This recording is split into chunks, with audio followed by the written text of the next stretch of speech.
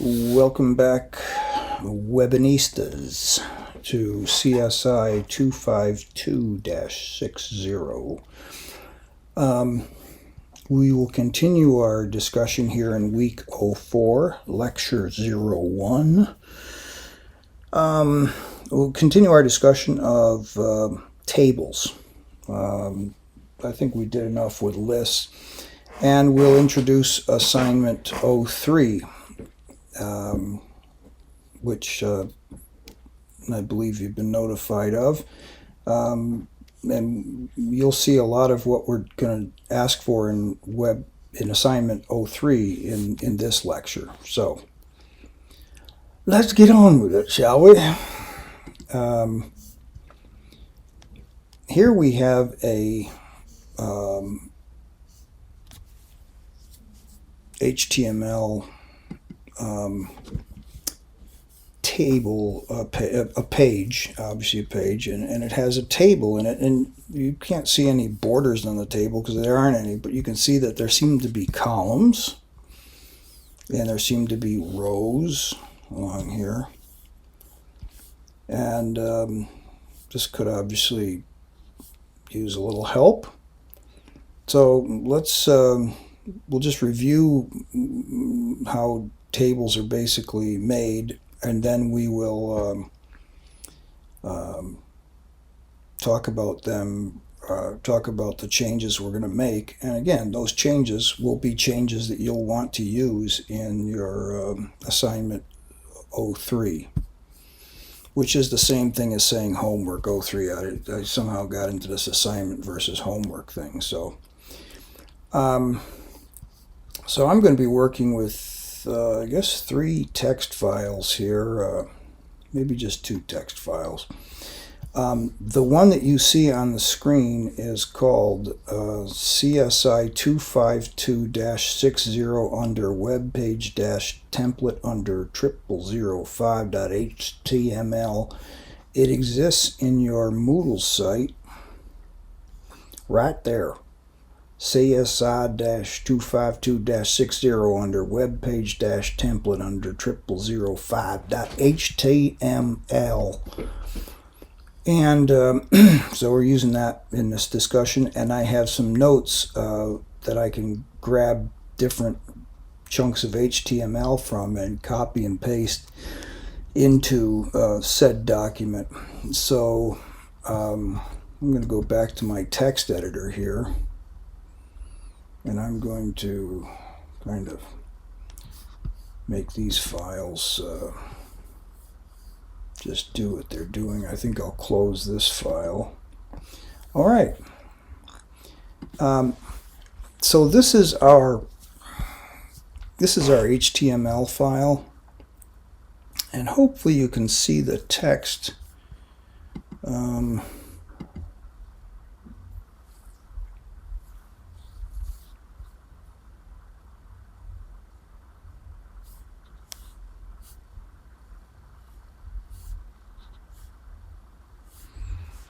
Yeah, maybe I can make the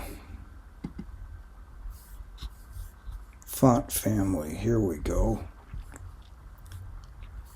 It says default 14 right now. What happens if we make it 18? And then we go back to our, there, it's a little bigger. Hopefully you can see it. We've got our doc type tag up here, and we've got HTML, and of course at the bottom we close the HTML, and we have head, and we close the head, and we're going to be working with style up here, because as I keep saying, we're getting closer and closer to using cascading style sheets. We'll introduce styles in a kind of mechanical way, and then with CSS files, one can sort of scale up their web designs and have important styles defined in files that they may use across several projects. And so that's just a software engineering and productivity issue. Once we're done with the head part, we have the body. There's the body end tag, and we have a header 1 that gives our file name and the basic HTML tables. I'm sorry. And that's this guy here.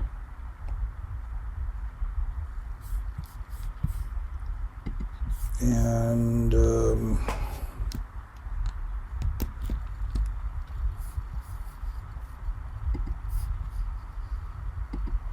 here we go. That's a little better. I had to fix up the titles and I just hadn't saved it. So there's kind of the name of the file. Just added .html and it just says basic HTML tables.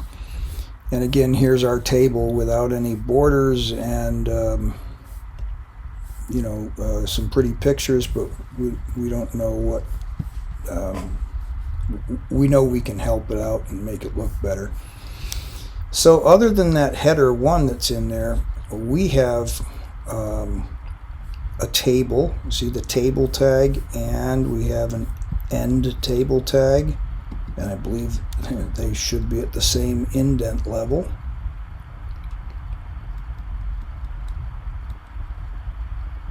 And they are. And the next thing in, we have a table row. And in our table row, we have 3 elements, and they're marked by the TH tag, which means they're table header elements. And they are bold and centered by default.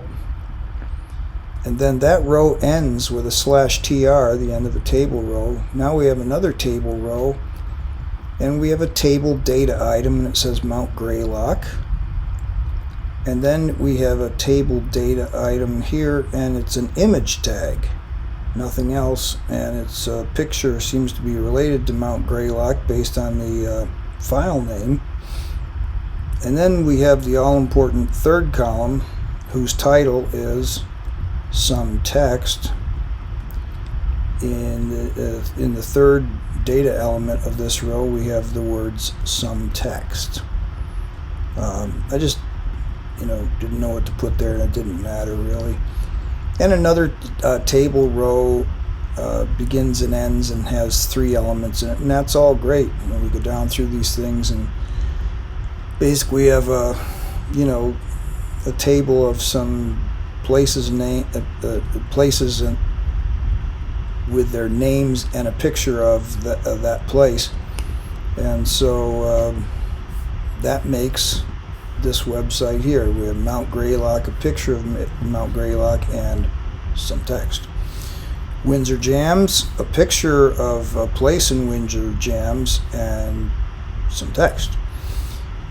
We have Mount Norwottuck, just a bit north of Holyoke there, and I believe it's isn't the Notch just north of Holyoke, and there's some text. Okay, so Bash Bish Falls, right over in the New York border. There's some text there too. The Hoosac Tunnel. This is really a neat thing, interesting to read about. I'm sure everyone wants to learn more about train tunnels. The Westfield River, as seen from the river, there's a bridge across it. Maybe that's, I don't know, Route 23 or Route 20, or it's certainly not the turnpike. October Mountain, a very nice recreational area, and here in its splendid fall colors with some text. And the sign for the Notch, I've got this wrong. I said the Notch State Park. It's actually Mount Holyoke Range State Park, and it's called the Notch Visitor Center. So feel free, when you do your homework, to fix up that and straighten me out there. So there's our table. Now, what kinds of things can we do to that table? Well, by the way, all these things can be found at this website right here, part of the W3 Schools thing. I believe it's the exact same link in our Moodle class right here. I'm going to bet that. but let's not go clicking in there and all that business just yet. So we can set styles for the tables, and this style will apply to any table header, and any table data item. These guys are called selectors, and this is how styles can be done. And in here is a style. It says border : 2 pixel solid blue, and I think you'll find this pretty hideous, but it does make a point. Oops, sorry. And we'll go into here, and let's go up to our style section, and we will put this in here. So any table header, and any table data item will have a border around it being 2 pixels in thickness and solid blue. So if we okay, I don't want to save this as 05. That's why we had the other one open. So let's save this right over top 06.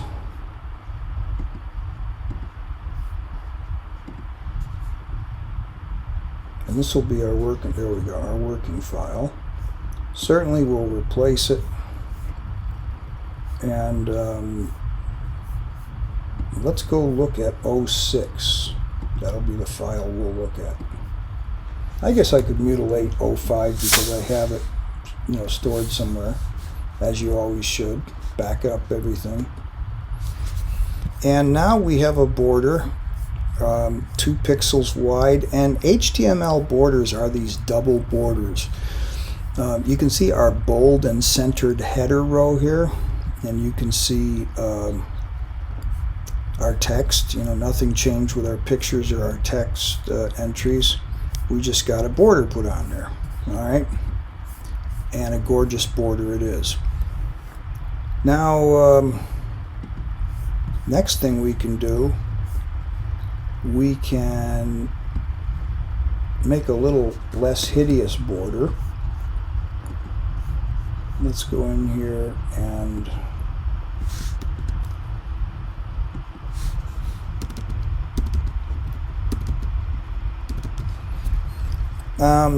the double line border, I guess it's okay, but we have a style here called border collapse, and we're saying collapse. I think maybe if you say none or something, then it won't collapse. And our border is only going to be 1 pixel solid black, and this is a lot less this is a lot less offensive on the eyes. So I'll save this file. I'll go up here and reload this, and you can see we have nice thin black lines to delineate our table and the rows and the columns. As we go on, there's a thing you can do called border spacing, and let's see, we may have to go back to the other type of border. So we'll go over here, and I'm going to put in another style. We could add it to this one, and let's see what this looks like. Well, it didn't do anything for us. Let's go make this. Let's not collapse. We'll do that, and we'll keep our border lines thin. And you can see that things got a little fatter here, and we can make them fatter still if we want. We can make this 15 pixels, and now it's getting pretty blocky. But so obviously you can control, when you don't collapse the borders, you can control the that kind of thing. And there's another feature that we can actually take a look at. It's called padding. And cell padding. And let's grab that. I'll put it in this file. This will be put it in here. We'll call this 1D.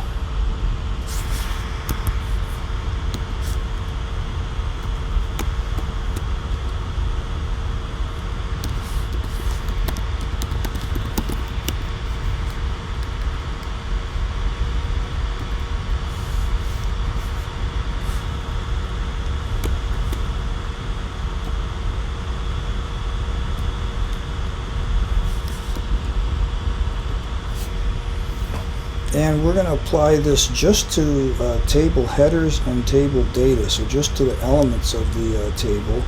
And we're going to put in this padding 15 pixels. Let's see if we can figure out what that does to us. Oh, sorry.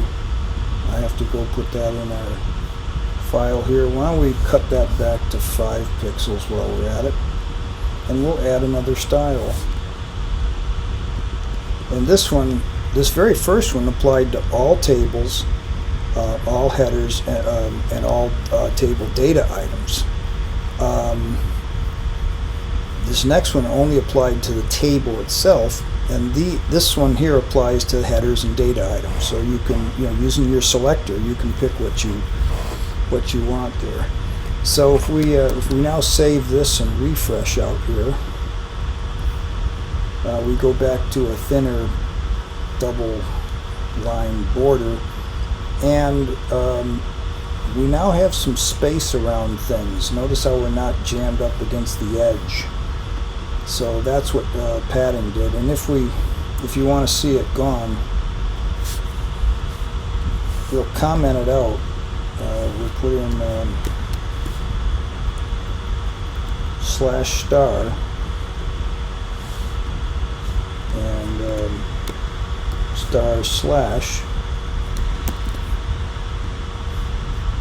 refresh. See, everything's a lot tighter to the left and tighter to the borders.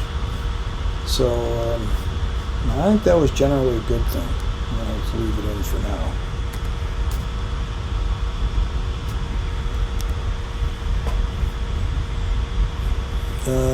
I'm going to get rid of border spacing.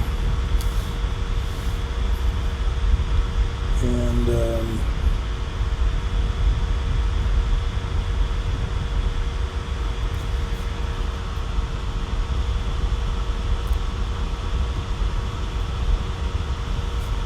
here I'm going to put in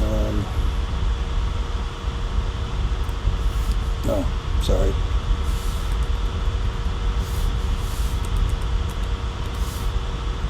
Here we're going to put in a different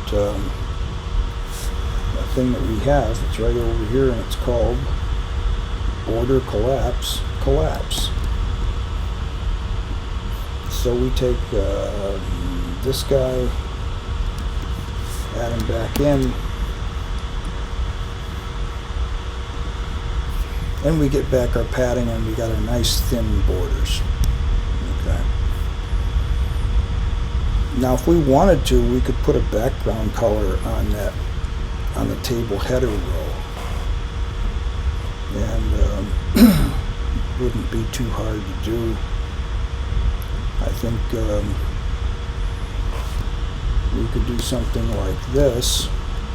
Just do table headers, not any table data headers.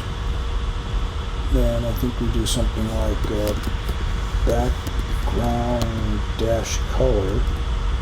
Now this editor I'm in actually gives you hints as to things you can use. And we do a hexadecimal number of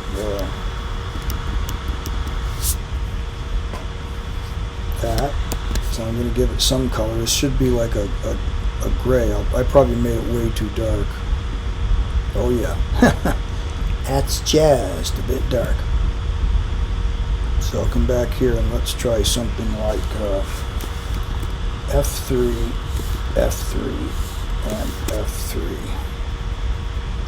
And let's see how that works. So we saved it and we refresh. Okay, we could make it a little bit darker. Let's go something like F0, F0, F0.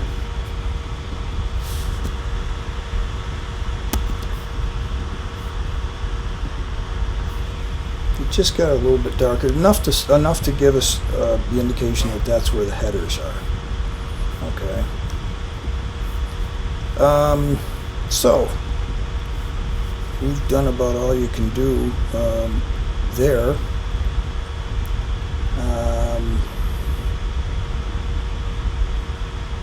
You know, I can put that in the notes. I can put 1E.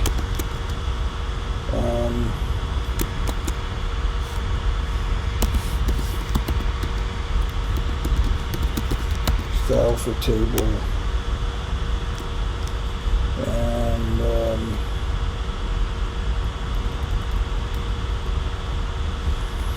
this one was just for header cells, and it was background color colon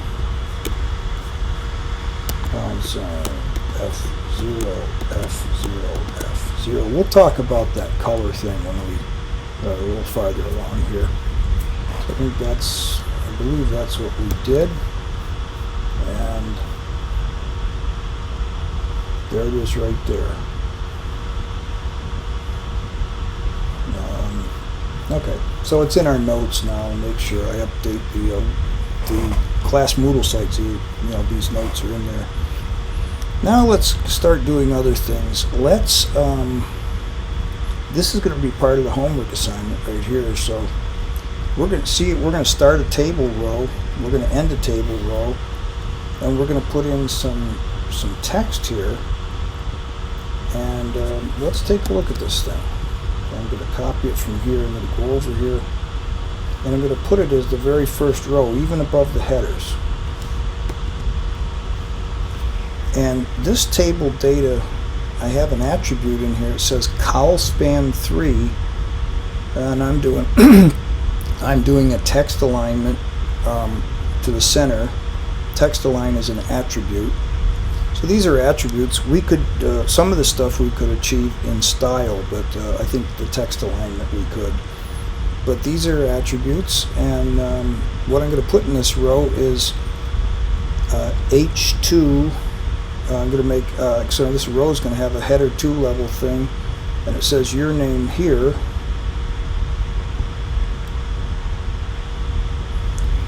So I'll put in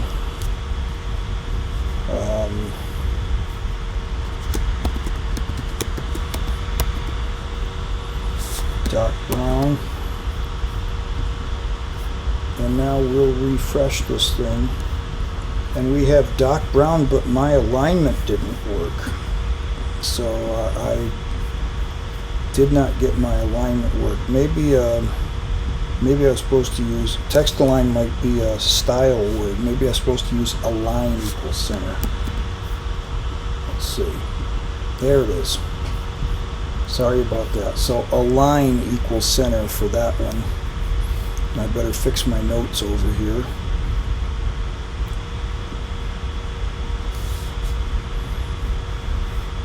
Okay. So we spanned multiple columns there. And this one has the alignment. This one here spans multiple columns and doesn't have the alignment. Big deal, right? I think for future things what I'll do is I'll put the fancier one down here, and I'll put the one without the alignment up here. That's probably the way I should have played it, but didn't really get there. So, aligning headers or data items, now you can see a style versus an attribute. Let's try this. I'm going to, let's see. I don't want col span 3 in here. Let's get rid of that. But I'm going to put,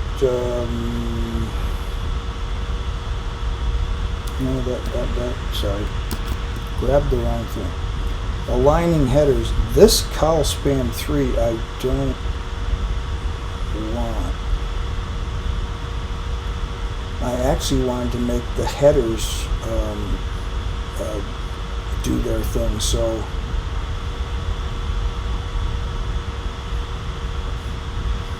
I guess I was a little tired here. I wonder how that could be.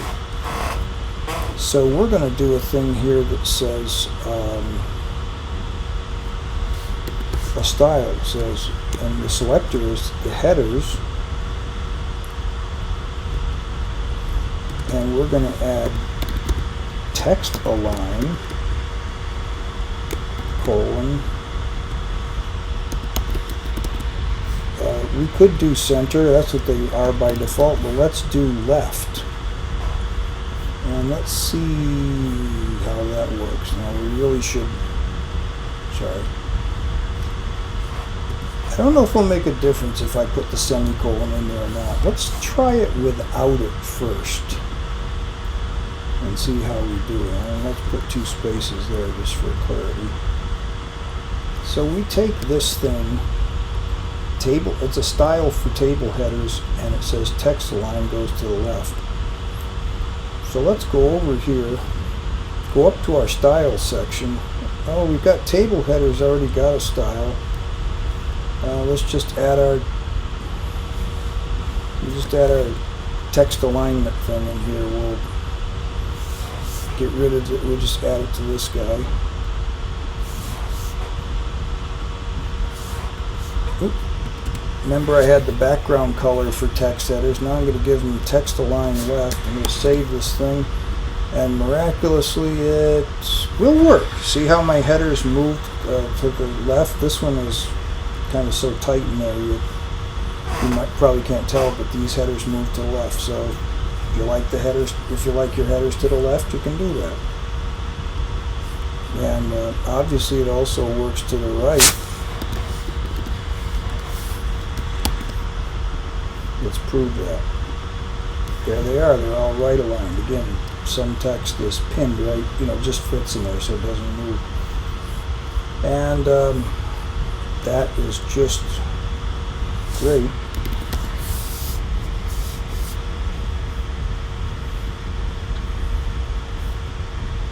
And now let's keep moving down here and looking at things we can do. We can add a caption to the table. You'll have to do this in your homework, and pretty easy since I've done it for you.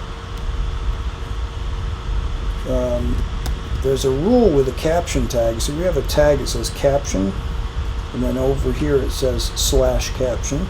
Then I'm using the H2 header formatting again, and the title says Interesting Places in Western Massachusetts. So we go to here, and so we have to go right after the starting tag for the table.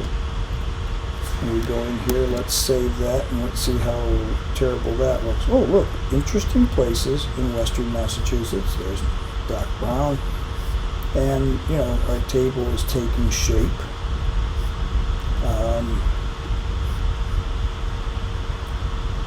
Please hold your applause till the end on all these things.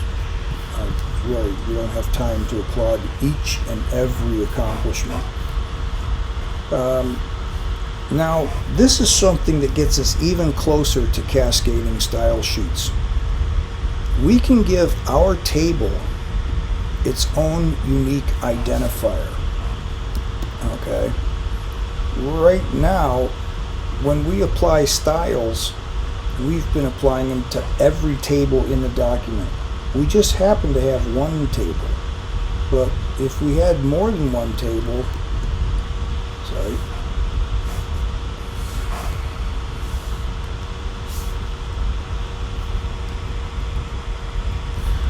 we could call this table, we could give it an identifier, TBL01. Alright, so now when we want to apply a style, let's see if we had something that we wanted to do up here.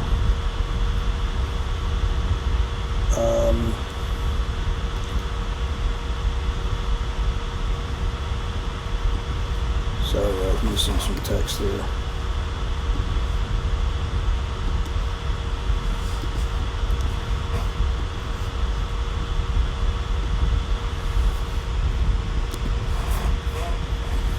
So we have some styles here,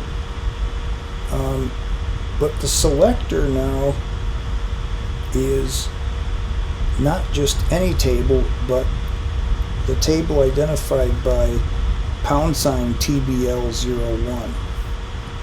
So if we bring these formats in, you're going to see that in our table, all the table rows, that is the nth child even, all the even rows will have this background color, and all the odd rows will have this background color, and the table header will be white and the background color black. That'll change our formatting. Well, let's see how it looks. We haven't worried too much about taste thus far. So there's that. So let's go into our style area, and let's just add these styles in. And my editor makes them nice and color coded. We'll save this file, and let's see what happens when we apply this. Okay, well, all well and good. We get a black background in the header row with white text. We can argue whether that's good or not. And we notice that the even rows are grayed, and the odd rows are white. Maybe gives you a little bit of hint about the colors. Like I said, we'll do a little talk on the colors, but you can read it read up on it if you want. And I think that's about all the destruction that we want to do on this go round here. And I think what we'll do is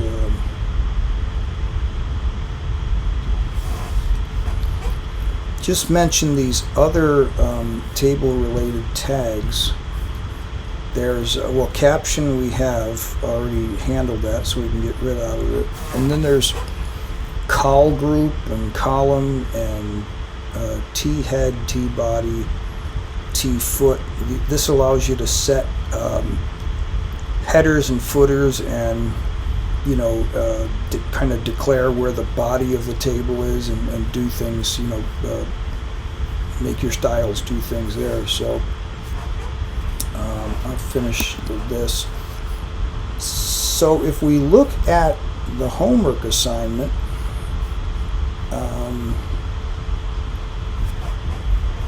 you're going to use this file that we had, the one that's not all changed and everything.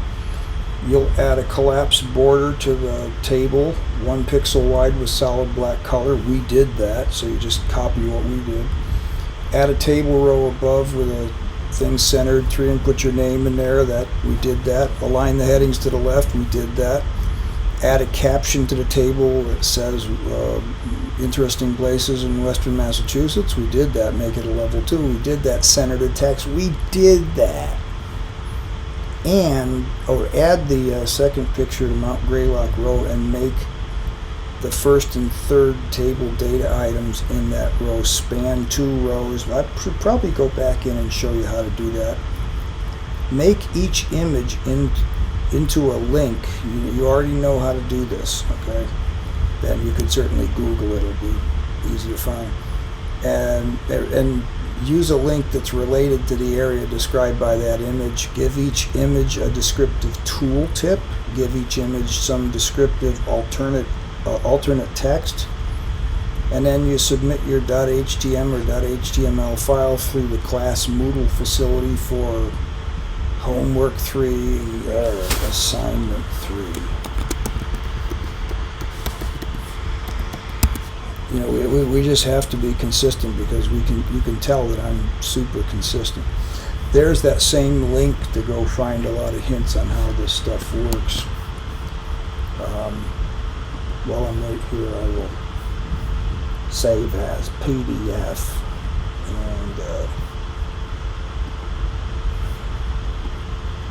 and I'll put that back up on the website. So that's the homework based on this stuff. You'll have these notes. Now let me take a look at this thing. We saw how to span multiple columns. You just say, look, I have a row here. See this row I have right here? Let's set it off a little bit.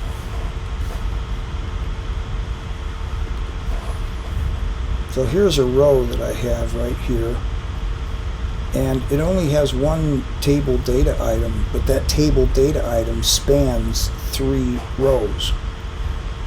Well, now we have a Mount Greylock picture. So what we're going to do, we have 2 pictures, so the words Mount Greylock, when we come out here, if we're going to have 2 pictures on top of each other, we want this to span 2 rows, and we want the words some text to span 2 rows. So what we're going to do is this. I'll make this one say Greylock 1. I'm so sorry. I'll go into this table data item and I'll say row span equals 2, and I'll do that with some text also. I'll say row span equals 2, and then I'll put in another row below it. So I'm going to select that and paste it, but in that I don't need to put those data items in, because they're effectively already in, because we said, look, when I say row span 2, that means this Mount Greylock is going to be in this row and the next. It's going to be one field, and down here we'll put Mount Greylock 2, because there's 2 images. I gave you a zip file. You'll have to unzip it, and obviously with // that means the image files are in the same directory as the HTML file. So we save this, we go out here, we hit this, and now we have 2 pictures. Mount Greylock spans 2 rows, and in the middle there's a picture in each row, and then some text over here spans 2 rows. Okay? And you know, if I didn't ask you to do that in the homework, I will for sure. Yes, add the second picture to the Mount Greylock row and make the first and third table data items in that row span 2 rows. That's what we just did there. So once again, it's a giveaway. You do nothing but steal. Okay? And so I will update the website with the files as fixed up, and we'll go on forward. Thank you for listening and for choosing web development as your entertainment for this week. We'll get back with more stuff. We'll move on from tables, and like I said, we'll be talking more about CSS. I think I'll throw that color thing in there and explain how it works, so when you do custom colors you have an idea what you're doing. They also have this color picker thing, so I guess you click on it, go down here, maybe I want something that's kind of cool blue over here, right? And it takes me to this thing, and then I can go in here and hover over it, and it shows me a color. So here's a nice cool blue, gives me all that, and then it gives me all these numbers over here for just how saturated or unsaturated I want that blue to be. And there's those 6-digit funny hexadecimal numbers. They go from 0 through F instead of 0 through 9. And so, and you can enter a color value in here if you want and see what it looks like, and it'll tell you. And here's some other ways of specifying it: RGB and HSL, hue, saturation, and luminance. RGB is red, green, blue. So, without further ado, thank you once more, and we'll talk to you soon. Take it easy.